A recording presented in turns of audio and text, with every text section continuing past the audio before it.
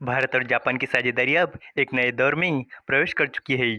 आने वाले समय में जापान से भारत में निवेश की ऐसी लहर आने वाली है जिसे आर्थिक दुनिया में सुनामी कहा जा सकता है। ये निवेश सिर्फ बड़े उद्योगों तक सीमित नहीं रहेगा, बल्कि ये गांव तक भी पहुंचेगा और किसानों से लेकर युवाओं तक सभी को नए अवसर देगा। जापान का भरोसा भारत की बढ़ती ताकत और क्षमता को दर्शाता है। ये कदम वैश्विक राजनीति और व्यापार में भी नए समीकरण बनाएगा। लेकिन सबसे बड़ा सवाल ये है कि क्या भारत इस सुनहरे मौके का पूरा लाभ उठा पाएगा? तो चलिए इस अपडेट को डिटेल में जानते हैं। लेकिन आगे बढ़ने से पहले एक रिक्वेस्ट है कि जो भी लोग इस चैनल पर नए हैं वो हमारे चैनल को सब्सक्राइब जरूर करें। इस काम के लिए कोई पैसे नहीं लगते हैं, बल्कि इससे हमें मोटिवेशन मिलता है। तो चलिए आगे बढ़ते हैं। भारत में जापानी निवेश की सुनामी आने वाली है। दोनों देशों ने अपनी आर्थिक साझेदारी को और मजबूत किया है। भारत और जापान के बीच कई समझौते पर हस्ताक्षर हुए हैं। इन समझौते के तहत जापान भारत में 10 बिलियन येन यानी लगभग 5,99,354 करोड़ रुपए से ज्यादा का निवेश करेगा। ये निवेश कई क्षेत्रों में होगा। इन इंडस्ट्री में क्लीन एनर्जी और ह्यूमन रिसोर्सेज का आदान प्रदान शामिल है।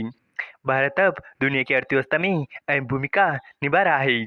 जापान का बढ़ता निवेश भारत की क्षमता पर विश्वास का संकेत है। यह अमेरिकी राष्ट्रपति डोनाल्ड ट्रंप को भी मैसेज है कि वो दुनिया पर धौर जमाने की भूल न करे। और भी देश है जिनके जरिए अमेरिका में एक्सपोर्ट के नुकसान की भरपाई भारत कर सकता है। जापान ने शुक्रवार को भारत में एक दशक में 10,000 बिलियन येन के निवेश का लक्ष्य रखा है।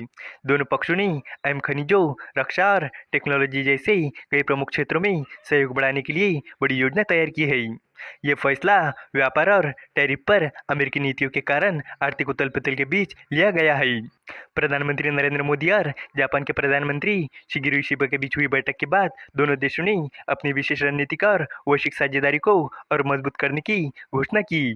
पिछले 2 सालों में जापानी कंपनियों ने भारत के साथ 170 से ज्यादा एमओयू पर साइन किए हैं। निप्पॉन स्टील गुजरात और आंध्र प्रदेश में 7100 करोड़ रुपए का निवेश करेंगी। सुजुकी मोटर गुजरात में अपने बेस को बढ़ाने के लिए 38,200 करोड़ रुपए का निवेश कर रही है। टोयोटा किर्लोस्कर कर्नाटक और महाराष्ट्र में नए और बड़ी फैक्ट्रियों के लिए 23,300 करोड़ रुपए का निवेश करेंगी। सुमितोमो रिटेलिटी रियल एस्टेट में $4.76 बिलियन, जेपी स्टील 44,500 करोड़ रुपए के electrical steel project, Osaka gas 400 megawatt के रिन्यूएबल एनर्जी इन्वेस्टमेंट और एस्ट्रो स्केल इसरो के साथ कमर्शियल सैटेलाइट लॉन्च करेंगी। इन समझौते से भारतीय एसएमई के लिए भी नए अवसर खुलेंगे। भारत और जापान के बीच हुए ताज़ा समझौते से भारत की अर्थव्यवस्था को काफ़ी फायदा होगा। भारत में जापान अलग अलग सेक्टरों में निवेश करेगा। इससे भारत में रोजगार के अवसर बढ़ेंगे और अर्थव्यवस्था मजबूत होंगी। जापानी कंपनियां भारतीय ग्रामीण इलाके में भी निवेश कर रही है। सोजिट्स कॉरपोरेशन और इंडियन ऑयल मिलकर 30 बायोगैस प्लांट लगाएंगे। इसमें 39.5 करोड़ डॉलर का निवेश होगा। इससे किसानों को फसल के पराली से एडिशनल इनकम होगी।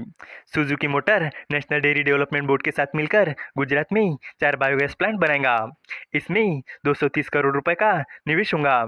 इससे गाय के गोबर को सीएनजी वाहनों के लिए कार्बन न्यूट्रल ईंधन में बदला जाएगा। इन परियोजना से प्रदूषण कम होगा, रोजगार पैदा होंगे और ऊर्जा आत्मनिर्भरता को बढ़ावा मिलेगा।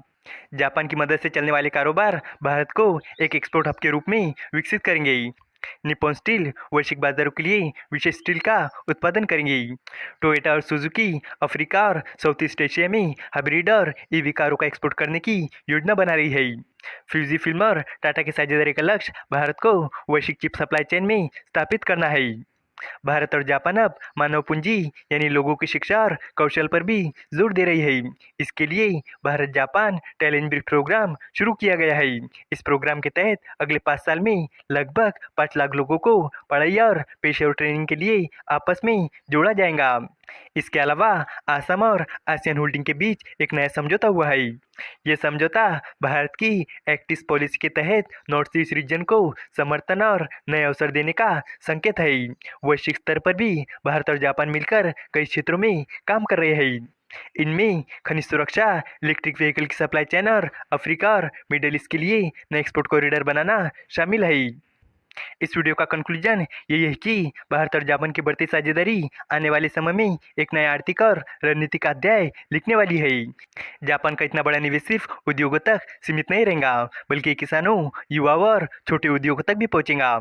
इससे भारत में रोजगार बढ़ेंगे, तकनीक आएंगी और ऊर्जा आत्मनिर्भरता मजबूत होंगी। वैश्विक स्तर पर भी भारत की स्थिति और मजबूत होंगी और वो एक भरोसेमंद साझेदार के रूप में उभरेगा। साफ है कि ये सहयोग भारत की विकास यात्रा को नई गति देगा।